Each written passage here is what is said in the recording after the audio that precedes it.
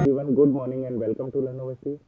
आज है 8 अप्रैल 2021। तो आज की जो करंट अफेयर्स हैं उनके बारे में हम बात करेंगे। बात करने से पहले हम एक बार देख लेते हैं जो आपको लर्नोवर्सिटी पे करंट अफेयर मिलता है उसमें क्या क्या चीज़ें इंक्लूड करी जाती हैं। उसमें इंक्लूड करी जाती है इंपॉर्टेंट डे के बारे में बताया जाता है, आपको नेशनल एंड इंटरनेशनल न्यूज़ के बारे में बताया जाता है, अवार्ड एंड ऑनर्स के बारे में बताया जाता है, स्पोर्ट्स के कुछ न्यूज़ होती हैं, साइंस एंड टेक्नोलॉजी के बारे में इंपॉर्टेंट चीज़ें बताई जाती हैं, पर्सन से न्यूज़ के बारे में बताया जाता है, अगर कोई पर्सन न्यूज़ में चल रहा है तो उनके बारे में डिटेल दी जाती है। तो जुड़े रहें लर्नोवर्सिटी के साथ और आप एक प्रिसाइज सेशन आपको देखने को मिलेगा हमेशा। तो लर्नोवर्सिटी जो आपको जो ये सेशंस मिलेंगे ये कब कब मिलेंगे, ये मिलेंगे डेली में, आपको मिल जाएगा मॉर्निंग में 3:30 AM पे, ठीक है। और ऐसे ही आपको वीकली करंट अफेयर मिल जाएगा, मंथली करंट अफेयर मिलेगा और ईयरली करंट अफेयर मिलेगा। तो जुड़े रहिए लर्नोवर्सिटी के साथ। चल है इसमें हम क्या क्या डिस्कस करेंगे। सबसे पहले हम डिस्कस करेंगे कि हमारे जो न्यू चीफ जस्टिस अपॉइंट हुए हैं उनके बारे में हम पता करेंगे कौन कौन है, वो क्या कैसे अपॉइंट हुए हैं। उसके बाद हम बात करेंगे कि एक ईरान न्यूक्लियर डील जो अभी बहुत ज़्यादा चर्चा में चल रही है कि ईरान पे जो यूएस ने सैंक्शंस लगाए थे उसके बारे में कुछ नई खबरें आ रही हैं, तो उनके बारे में हम बात करेंगे क्या है ईरान न्यूक्लियर डील और क्यों जो वर्ल्ड पावर्स हैं वो इनडायरेक्टली टैप कर रहे हैं उसके ऊपर कि हाँ इसके उन पर बात होनी चाहिए या कुछ सैंक्शंस को हटाया जाना चाहिए। तो इसके बारे में हम बात करेंगे। उसके बाद जो रसिया के फॉरेन मिनिस्टर जो इंडिया में विजिट किए थे, इसको लास्ट सेशन में भी हमने लास्ट डे के सेशन में भी डिस्कस किया था, तो आज भी इसके बारे में कुछ और नई चीज़ें आई हैं तो उनके बारे में भी हम डिस्कस कर लेंगे। उसके बाद हम बात करेंगे टोक्यो ओलंपिक्स के बारे में। तो चलते हैं सबसे पहले आज के फर्स्ट टॉपिक के ऊपर हमारा, जो कि जो न्यू चीफ जस्टिस हमारे इंडिया के अपॉइंट हुए हैं सुप्रीम कोर्ट के। तो उनका नाम क्या है, जस्टिस नथुल्लापति वेंकट रमन्ना। उनको अपॉइंट किया गया है जो चीफ जस्टिस सुप्रीम कोर्ट का, जो अपने पद की शपथ लेंगे वो 24 अप्रैल को लेंगे। तो जस्टिस NV रमन्ना अपॉइंट हो जाएंगे नए चीफ जस्टिस ऑफ इंडिया।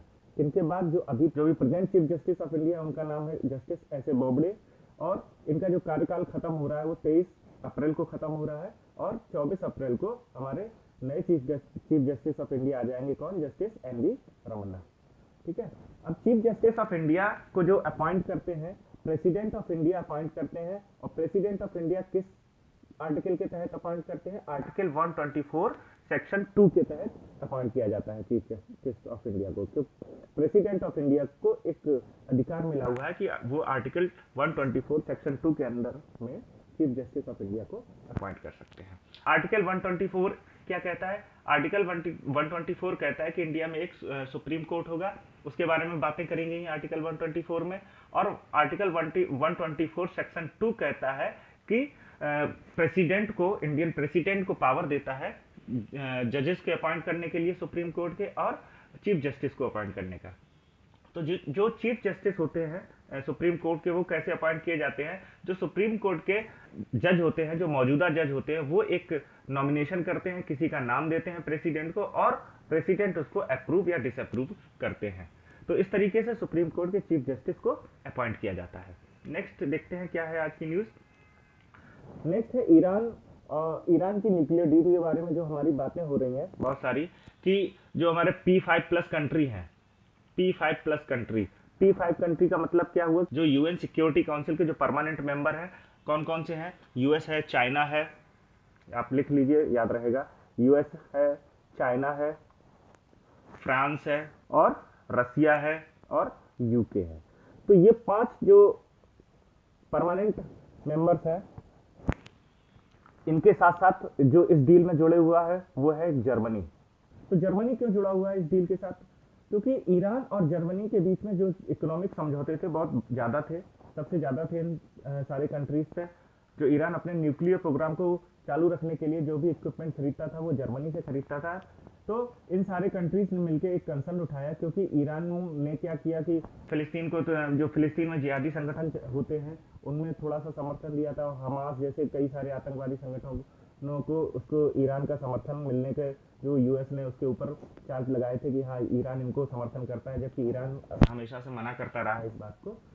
तो इन सब चीज़ों से मिलके इन सारे कंट्रीज ने ईरान के साथ एक बात करना शुरू किया कि ऐसा है, आप अपने यहाँ न्यूक्लियर प्रोग्राम को नहीं चलाएंगे। तो सबसे पहले यूएस ने ईरान से कहा कि भाई आप ऐसा करिए कि मिसाइल की जो आप प्रोग्राम चला रहे हैं वो मिसाइल्स मत बनाइए, मिसाइल मत बनाइए, बाकी आप जो अपना यूरेनियम है आपका वो अपने यहाँ पावर प्रोड्यूस करने के लिए यानी कि रिएक्टर्स में यूज़ कर सकते हैं और एनर्जी प्रोड्यूस कर सकते हैं।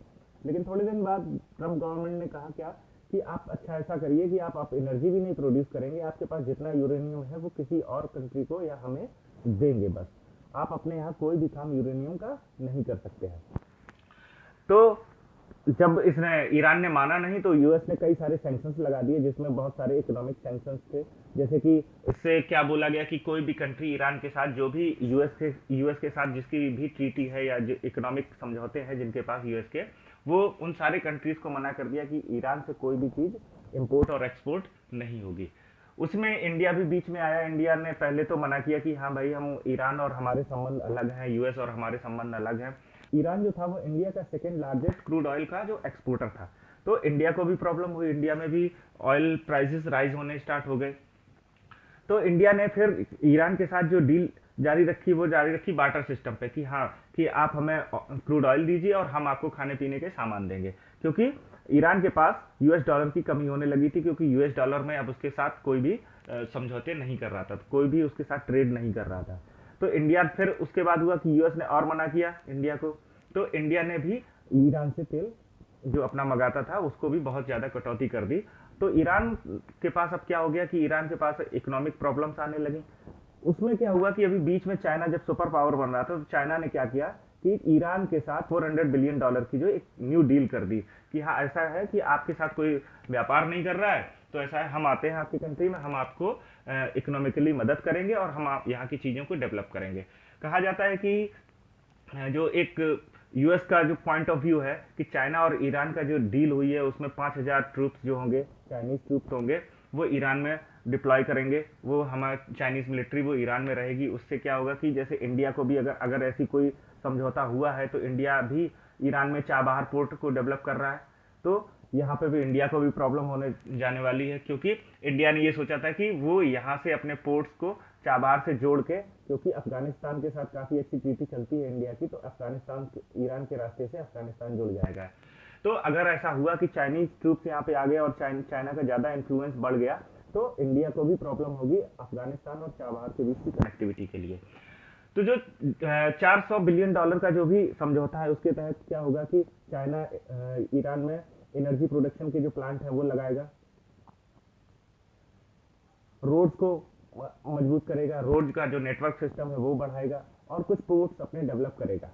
तो इस जो ये सारी बातें हुई जब चाइना ईरान को समर्थन करने लगा, तो उसके बाद जैसे ही यूएस को ये पता चला कि हाँ भाई अब चाइना आ रहा है, सुपर पावर आ रहा है, तो चाइना की प्रेजेंस को कम करने के लिए जो इतने जो परमानेंट मेंबर थे सिक्योरिटी काउंसिल के, इन्होंने यूएस को समझाया कि भाई अगर बात कर लेते हैं तो ज़्यादा अच्छा है, क्योंकि नई कंट्री का वहाँ पे आना और हमारे सबके लिए प्रॉब्लम होगी। तो जो आपके कंट्रीज हैं फ्रांस, रसिया, यूके और जर्मनी, ये सारे यूएस से बात करने लगे कि हाँ हम बात करते हैं। तो इन्होंने एक मीटिंग रखी ईरान और यूएस के बीच में। अभी ईरान ने डायरेक्टली मना कर दिया है कि हम यूएस से कोई बात नहीं करेंगे जब तक कि वो हमारे सैंक्शंस को हटाएंगे नहीं। तो आगे देखते हैं क्या होता है इस बात पे। लेकिन हाँ ये है कि अब ये कंसर्न मेन स्ट्रीम में आ गया है कि हाँ ये ईरान के जो सैंक्शंस है वो हटाए जाने चाहिए। आगे देखते हैं क्या होता है। नेक्स्ट न्यूज़ है जो रसिया के फॉरेन मिनिस्टर इंडिया में आए थे, तो उनसे जो बात हुई है, जैसे हमने कल जो बात करी थी वो हम बात करी थी S-400 मिसाइल्स की बात करी थी कि जो डिफेंस सिस्टम है वो इंडिया खरीद रहा है, और उसके साथ साथ आज जो बात हुई है उसमें कुछ और नई नई चीज़ें जो बात आई हैं उसमें है कि जो क्वाड समिट है इंडिया की, किसके साथ है quad summit? United state, Japan, Australia के साथ इंडिया की एक ग्रुप बना हुआ है, जो कि किस लिए बना है? क्वाड्रिलेटरल सिक्योरिटी डायलॉग्स के लिए, यानी कि एक दूसरे की सिक्योरिटी की चीज़ों को देखेंगे, कैसे जॉइंट मिलिट्री ऑपरेशंस करेंगे और अपनी मिलिट्री को तैयार करेंगे। तो रसिया ने उसके ऊपर एक कंसर्न दिखाया है कि अगर आप लोग इन कंट्रीज़ के साथ अपना एक कमेटी बना रहे हैं तो हमें कहाँ रखेंगे। तो ये इस सब बारे में हमारे फॉरेन मिनिस्टर ने उनको अवगत कराया है कि हाँ जो भी है सारी चीज़ें हैं वो उनको बताई हैं और उससे वो थोड़े पॉजिटिव हुए हैं। उसके बाद जो रसिया और जो इंडिया का कंसर्न था मेन रसिया से, क्योंकि इंडिया और रसिया की जो दोस्ती मानी जाती है बहुत पुरानी मानी जाती है, तो इंडिया ने अपने कंसर्न पे रसिया से बात करी, तो और रसिया ने इंडिया को एक भरोसा दिलाया है कि इंडिया जैसे बात चल रही थी कि रसिया और चाइना के बीच में जो मिलिट्री कोऑपरेशन है वो बढ़ रहे हैं, यानी कि मिलिट्री सेटलमेंट कुछ हुआ है, तो रसिया ने साफ मना किया है कि हमारा चाइना से कोई मिलिट्री सेटलमेंट नहीं है। इसके बाद हम बात कर लेते हैं कि नॉर्थ कोरिया की, कि जो टोक्यो ओलंपिक्स होने वाले हैं जो 23 जुलाई 2021 से स्टार्ट होंगे, उसमें जो नॉर्थ कोरिया है उसने कोविड-19 की वजह से अपने आप को पार्टिसिपेट करने से रोक लिया है। तो आज के करंट अफेयर्स में बस इतना ही।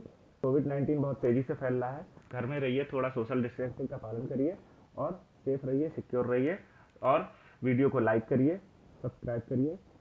Thank you very much.